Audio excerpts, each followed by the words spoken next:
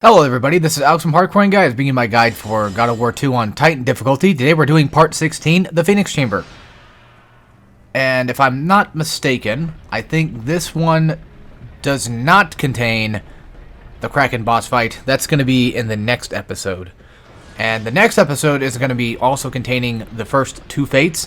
And then after that is of course going to be the last fate to deal with, and then of course Zeus. So we only have like a few more episodes to go. And starting off, we have to deal with yet another troublesome puzzle. This one is pretty scary sometimes, but as you can see, when it comes to fighting the skeletons, or Argonauts, I think they're called Argonauts, there's a few things that I do. So, of course, I try to always go for the triangle attack. The triple triangle attack, I usually throw out my square first to kind of get in a nice easy hit confirm, and after that I go for the full triangles. But there are times, as you noticed, it happened only like a couple of times where, okay, I don't go for full triangle threes, or three triangles, I go for triangle square, that's what it was. Either way. So, yeah, also, if one of them's grabbing the cog, or the gear there, just, take out them first. That should be your priority first. But yeah, the thing that I tend to do, or sometimes happens, is sometimes the enemies will get knocked up into the spikes, as you can see with this second triangle attack that I'm doing here. And that's something that you kind of want to go for too, if you can. The best time to go for it is when they're not trying to attack. That's usually the best. And since I have, I think by now, level 4 or level 5 blades, I should be doing just enough damage to pretty much just, kill them a lot faster than what they probably would have died originally. And this is where things start getting a little bit more spooky, and I just decided to say screw it, I'm just going to avoid them anyway. Because the thing is with the Argonauts is they don't usually chase you very often. A lot of the time, like if you get a certain distance away, they tend to start to laugh. And that's usually a good sign of like, okay, I can get away from them. You could have, in that last section, maybe used like your rail's head to stone them. That's something else I could devise. Or maybe if it's getting too hectic, you could Atlas Quake. Because there are Gorgons coming up pretty soon. And if you need magic that bad, you can get some. So, you don't have to follow suit to exactly what I did. So, mainly because sometimes I do things not the best, and that just kind of happens. But other than that, like I said, I didn't do it, but a tip I could give is you maybe use your Rail's Head, or maybe use Atlas Quake, or something to kind of get them out of there. I would suggest maybe going against Atlas Quake, only because of the fact that they might go into the circle prompt, and they might, turn back into, they might crumble up like they normally do, and make it to where it's, impossible to hit them. They become invincible in that section. So, of course, if you're this far in for the walkthrough, then by now you probably understand how the Argonauts work. So, and I'm probably gonna get a comment saying that they're not actually called that, but I don't know. This area, there's a certain part of it that I could have sworn that became troublesome too, but I don't remember what it was. I do remember I died, I think. And then I do remember climbing up here, and another enemy spawned. I could have sworn it was the Gorgons that were giving me the trouble. Where they weren't, they were basically refusing to be turned to stone. But yeah, I didn't have to go for this guy, but he's here. Might as well take him out. I got a bit greedy. I said I could use as many, as much orbs as I can possibly get my hands on at this point in the game. Which, once you start getting to like the halfway-ish mark is when the game decides to start finally giving you bigger chests to, of course, get more orbs out of. But we still won't have enough to fully upgrade regardless. Also, coming up is going to be the third and final Omega chest. We got the green one last time, and now we're going to get the blue one, so for magic, so these guys, relatively, once again, pretty simple stuff. I usually just grab an undead instead of just the other God of War 2, regular enemy variant. And I just grab an undead and throw them, and that usually just clears out the room pretty fast. So that's usually what I go for. The chest is going to be inside that little wall over there that you can kind of see just in the distance. Also, funny enough, I didn't even see this guy. And another thing that's kind of dumb is I went back and I grabbed magic, even though I'm going to get magic from the chest. But I assume, like, if somebody didn't know that they could get magic from that, or they didn't have magic to shoot the Bane at the wall, then yeah, they probably put that chest there. So I would say it's probably a good idea, but it was kind of dumb for me personally to go back, because I was going to get a full free magic upgrade anyway. Which is another thing I liked about God of War 1 and 2, was you had these, like, secret areas that you could, you know, essentially get, like, a full upgrade from. Like, you couldn't... I'm pretty sure, like, you can't upgrade full max health with just, like, Gorgon Eyes and Phoenix Feathers. I think you have to use that specific special condition to get a full max upgrade. I did die, that's why I went back to check to see if that chest was okay.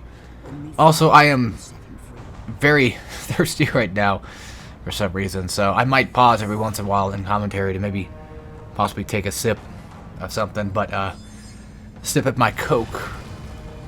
Yeah, I got cherry Coke. I don't know why I drink this, but yeah, it is what it is. I just hope that this cherry Coke doesn't accidentally fuse with like a certain hedgehog or something, you know, and then we get some weird Sonic type character.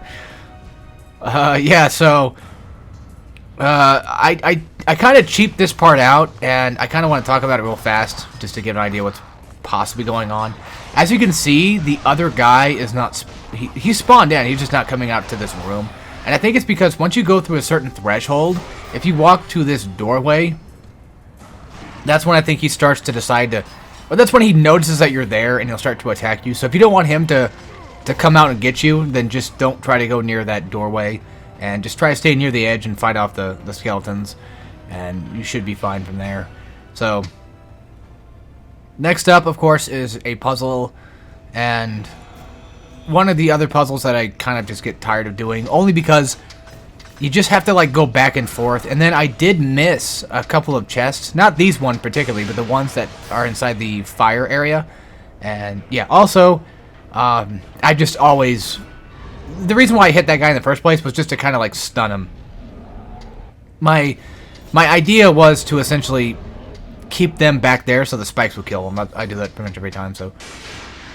You know, if they get past you, then you could just stone them if you wanted. But yeah, there's that fire section that comes up later that's just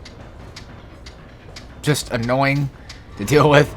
And this spike part's not too bad, and I'm surprised it's only just like the one of its kind. But yeah, I did miss a couple of chests in that room with the fire, and I had to go back and get it. But we will be fast-forwarding through that section, so... I'm not going to cut it out, because I kind of want people to see that, you know, if you do miss a chest, you could go back and get them if you wanted to. After you do the whole, you know, the Urn of the Phoenix thing and all that other stuff. So, you could go back and get them. Not a big deal. But, still, it was just kind of irritating that I would miss. And just didn't think ahead, I guess. Well, in my mind, it was like, oh, I could probably come back, but then I totally forgot. And then by the time that it was already too late to walk literally back after all the enemies were gone, I was like, oh, well. I don't know what I was thinking. Maybe I was thinking, like, the fire would stop eventually, but it only does, I think, after you pull a lever, which pretty much just kicks you out of the room anyway. So, this area is pretty irritating to deal with, only because the statue, you know, obviously has to be used as cover, and not only that, but the main problem is if it's not in front of some, like, step or object that, you know, is elevated from the ground, then you'll have a problem of it moving backwards, and you don't need that. You don't want that. If you are grabbing it, of course it won't move back, but still. And the other problem is you have to deal with harpies just almost constantly, and I'm going to be using a ton of the Urael head to take them out. I'm not going to bother with fighting them normally. I'm just going to be using my magic to just deal with them as they come, because they seem to come like one at a time. So personally for me it makes it kind of just a bit easier just to stone them whenever I get the chance. And then usually once you hit to like a certain threshold is when the other enemy type will spawn, and then you have to deal with him, which is a bit more annoying, but they don't infinitely spawn themselves. I think the harpies are the only ones that do. So, yeah, I think by now I have, I want to say level 2 or maybe even level 3 Medusa magic. I think I did upgrade it in the beginning of the, or in the beginning of this video, I either upgraded this or something else. I don't know what it was. I should have been paying more attention, but it's been a while. It's been about a couple weeks that I actually, you know, did this part. I don't even remember when I recorded all of this, to be honest with you. I remember it was at least a couple of weeks ago, but it's been such a long amount of couple weeks. It's just been, you know, pretty wild, I guess you could say. Not like super party wild, but you know what I mean, just mentally wild, I guess. And then now I got other things I'm working on too. Like I want to get these videos, you know, done as fast as I possibly can. So I'm gonna try to possibly upload all these maybe tomorrow. So you might see once again another batch of like 5 to 6 of these episodes. And I already have like episode 15 scheduled for tomorrow.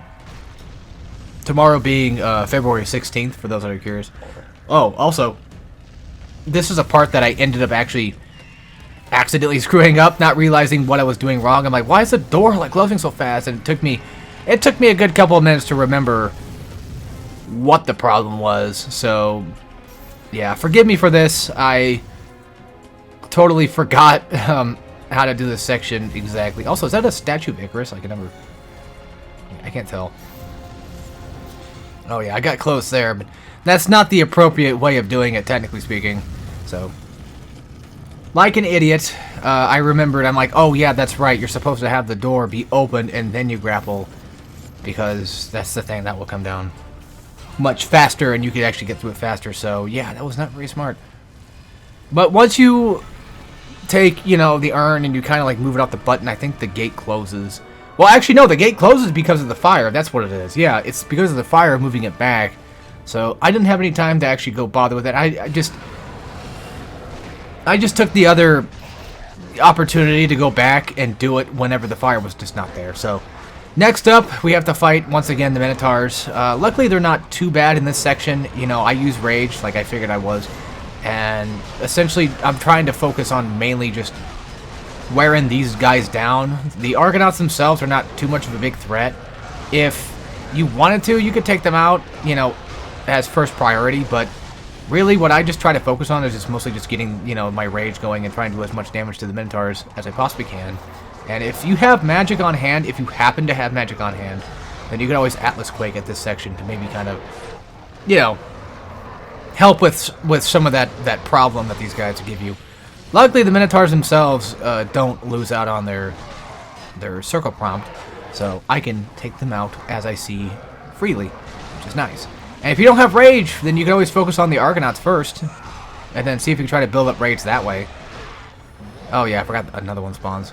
Also, one weapon that I never really use, and I used to do it quite often back in my older playthroughs of the game, was every time the Argonauts would, you know, spawn in, I would just use the Barbarian Hammer to take them out, because sometimes that works, but this is one of those times where I just, you know, this playthrough, I was like, I don't really want to use it. Again, I don't have anything wrong with the Barbarian Hammer or the Spear exactly, I just have never really found them to be that useful in my playthroughs. But to also be fair, I never really went out of my way to experiment nearly as much as I probably should have, so that's kind of on me on that one, but still, you know, you can make it through the game mostly with the blades. What I'm curious about, though, is what it would be like to do a no upgrade run, because I know no upgrade runs exist already. It's just I wonder how painful it would have to be. I've seen, you know, I've seen God of War 1 no upgrade run before, and that looked like a nightmare. And at some point, I did consider doing Splatterhouse no upgrade, Splatterhouse reboot specifically, and oh yeah, speaking of Splatterhouse, just real fast, I want to say it's kind of funny that it took me years to find out in Splatterhouse 3 that they had a map. Yeah, that was a weird point. I was like, oh, I didn't know that. But disregarding that, yeah, so Splatterhouse no upgrade run sounds like it'd be a cool idea. And I might be able to do it, I don't know. It's just one of those things of like, I would like to try it, you know, just to see. And there's also, of course, you know, Metal Gear Rising S rank guide I would love to do in the future. But I have to get back in the mood of wanting to play Metal Gear Rising. And getting S ranks and just knowing where I'm supposed to be at and what fights I'm supposed to do is kind of the thing that takes away from me wanting to do it just a bit. It's a more organized way of dealing with that particular guide. And nothing wrong with the game, of course. I like it. It's just, you know, there's a lot of these areas that just kind of make it more irritating to get an S rank, especially R-04, for those that know. That one is just a pain. You have to do the optional fight in the beginning, and it just sucks. Trying not to die in that part sucks. But yeah, other than that, like, if you want an S rank in Metal Gear Rising, the best way of doing it is just no damage. Just straight up. That usually works the best. So, just pro tip for another game that we're not even playing. But yeah, now I finally get to upgrade the Bane, and I also have now level 5 blades. I have level 2 Urael still, and I don't think I end up getting it upgraded at all because we pretty much just don't have a lot of time to even use it anymore. I mean, actually, no, that's not true. There's the Gauntlet. Speaking of forgetting to do things, I ran through here, and I'm like, wait a minute, what the hell? Like, this is not the way I'm supposed to go? And then I remember, oh yeah, we got the jewel, and we put it in the mouth. Also, those guys were still fighting that Minotaur, those Minotaurs. So, yeah. I guess it's, well, okay, well, they're not fighting them anymore, but, you know, they were. Where'd they go anyway? Because, like, they couldn't have gotten that far unless somehow the Minotaurs just, like, disappear whenever they're not being used anymore, which I could see that being the case, but even then, I don't know. I mean, enemies in this game, whenever they're killed, they disappear. And I would assume it's usually because of memory saving. But other than that, like, gameplay-wise, I mean, that'd be about it. But anyway, that's it for now. I'll see you guys next episode, so take care, everybody.